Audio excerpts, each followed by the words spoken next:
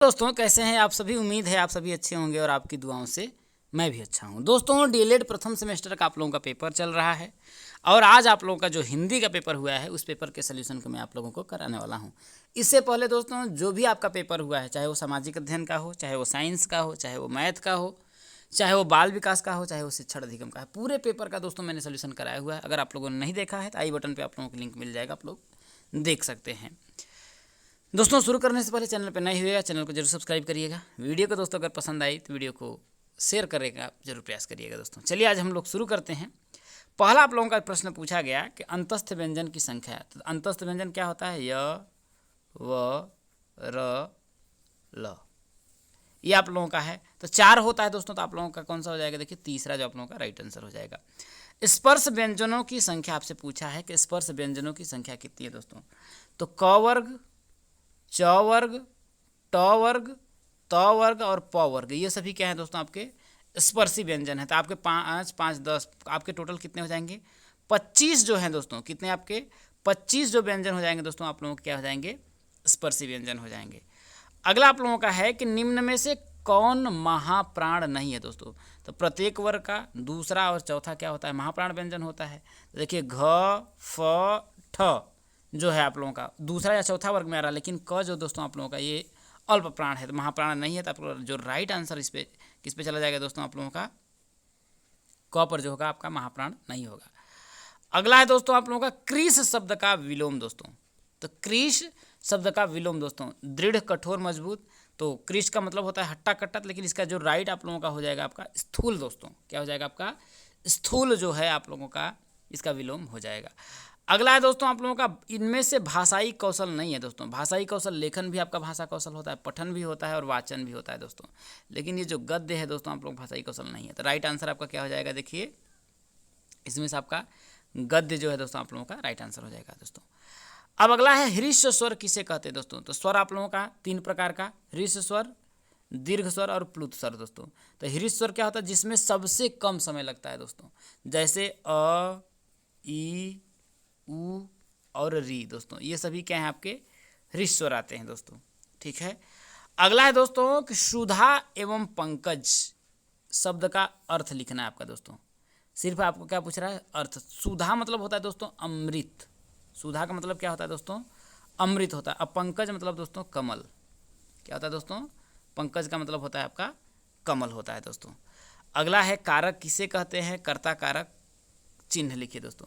तो कारक आपका क्या होता है दोस्तों?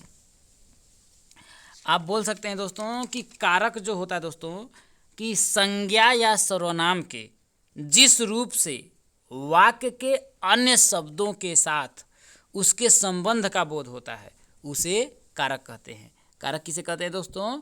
कि संज्ञा या सर्वनाम के जिस रूप से वाक्य के अन्य शब्दों के साथ उसके संबंध का बोध होता है उसे कारक कहते हैं। कर्ता कारक क्या होता है दोस्तों? प्रथमा कर्ता ने, कारक चिन्ह क्या होता है? ने। द्वितीय कर्म को तृतीय करण के द्वारा चतुर्थी संप्रदान के लिए आप लोगों का होता है दोस्तों। अगला आप लोगों का बोला है कि अभिव्यक्ति के साधन है दोस्तों। तो अभिव्यक्ति का क्या साधन है दोस्तों? तो अभिव्यक्ति एक तरीके क्या है दोस्तों? आप लोगों का कौशल है। तो आपसे पूछ रहा है अभिव्यक्ति के साधन दोस्तों। तो अब जब अभिव्यक्ति का साधन अगर हम आपसे बोलें तो अभिव्यक्ति का साधन आप लोगों का हो जाएगा, देखिए पठन हो जाएगा, सस्वर वाचन हो जाएगा, ये सभी क्या है दोस्तों? अभिव्यक्ति के साधन है। तो आप लोग इसके तरीके से आप लोग लिख सकते हैं।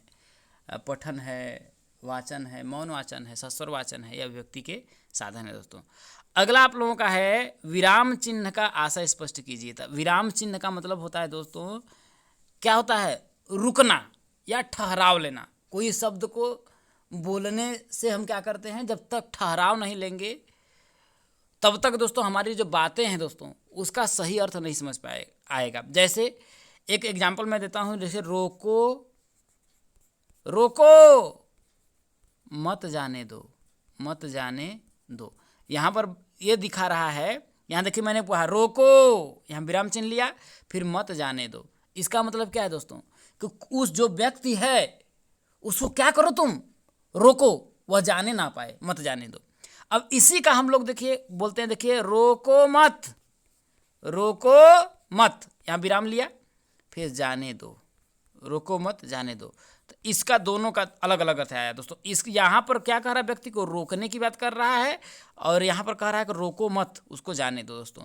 तो क्या होता है, अर्थ क्या जो होता है, शब्द का जो होता है अर्थ स्पष्ट हो जाए, इसलिए हमें क्या करना पड़ता है, विराम चिन्ह का इस्तेमाल करना पड़ता है दोस्तों। अगला है दोस्तों कि विराम मॉन्टेसरी विधि का उपयोग कब किया जाता है दोस्तों। तो मॉन्टेसरी जो विधि है दोस्तों, इसका जो प्रयोग है दोस्तों 2.5 से लेकर 6 वर्ष के बाल के हित प्रयोग किया जाता है। कब दोस्तों, 2.5 से लेकर के आपका 6 वर्ष तक के बच्चों का क्या किया जाता है दोस्तों, इसमें प्रयोग किया जाता है। अगला दोस्तों, शिरोरेखा किसे कहते हैं, 2 उदाहरण देते हुए समझाइए दोस्तों। तो दोस्तों आप लोगों का जो शिरोरेखा होती है दोस्तों, वो हम आप ये कह सकते हैं दोस्तों कि वर्णों के ऊपर लगाए जाने वाली जो रेखा होती है, ऊपर वाली रेखा दोस्तों, जिसे हम लोग पाई, बड़ी पाई बोलते हैं दोस्तों, उसे शिरोरेखा कहते हैं। जैसे देखिए हम लिखते हैं दोस्तों आपका क म ल, ठीक है। अब इसके ऊपर दोस्तों ये जो मैं रेखा लगा रहा हूँ, ये है दोस्तों शिरोरेखा। तो बोल सकते हैं दोस्तों कि देवनागरी लिपि में वर्णों के ऊपर लगाई जाने वाली जो रेखा होती है, ऊपरी रेखा, उसे हम लोग शिरोरेखा कहते हैं दोस्तों। तो एक उदाहरण आपका जैसे होगा, कमल के ऊपर मैंने इसको ये लगा दिया दोस्तों, तो ये आपका शिरोरेखा हो गई, ठीक है दोस्तों। अगला क्या है दोस्तों, लेखन शिक्षण के महत्व को स्पष्ट कीजिए। क्या दोस्तों, लेखन शिक्षण का महत्व दोस्तों। तो लेखन शिक्षण से क्या होता है दोस्तों, सोचने एवं शिक्षण करने के उपरांत दोस्तों भावों को क्रमबद्ध रूप से व्यक्त क्या करेगा, कर सकता है। शब्दों की शुद्ध वर्तनी दोस्तों लिख सकेगा, सुपाठ्य लेख लिख सकेगा दोस्तों, विराम चिन्हों का यथोचित वो क्या करेगा, प्रयोग कर सकेगा। अनुलेख, अतिलेख, श्रुतलेख, वो सभी क्या कर सकता है, उसको लिख सकता है दोस्तों। ये लेखन शिक्षण का महत्व दोस्तों। श्रुतलेख का अर्थ एवं महत्व दोस्तों। तो श्रुतलेख का मतलब क्या होता है दोस्तों, सुने हुए चीज़ों को क्या करना, लिखना, या दोस्तों सुनकर लिखना। तो दोस्तों श्रुतलेख का अर्थ जो होता है दोस्तों, क्या होता है, सुना हुआ दोस्तों। तो इस विधि में क्या होता है दोस्तों, एक व्यक्ति बोलता है और दूसरा उसे सुन करके क्या करता है दोस्तों, लिखता है। और दोस्तों विद्यालयों में जो होता है आप लोगों का श्रुतलेख का जो उपयोग होता है वर्तनी सुधारने हेतु किया जाता है, तो इसको आप लोग लिख सकते हैं। अगला है उष्म व्यंजन किसे कहते हैं, उनके नाम लिखिए दोस्तों। तो उष्म व्यंजन क्या होता है दोस्तों, जिसको बोलने में दोस्तों हमारे मुख से जो क्या होती है, उष्मा निकलती है। जैसे आपका श, श, श, ह दोस्तों। तो जब हमारी जीभ क्या होती है, रगड़ के साथ जब आती है, तो हमारी मुंह से क्या होती है, उष्मा निकलती है। इसको आप लोग लिख सकते हैं। अगला है आपका दोस्तों कि देवनागरी लिपि की विशेषताओं का उल्लेख करिए दोस्तों, यही बोल रहा है दोस्तों। तो देवनागरी लिपि की तो बोल सकते हैं दोस्तों, तो विशेषता दोस्तों, इस लिपि को दोस्तों वैज्ञानिक बनाती है दोस्तों। जैसे दोस्तों आप लोगों का जैसे क वर्ग है, ठीक है, च है, ट है, त है, प है दोस्तों।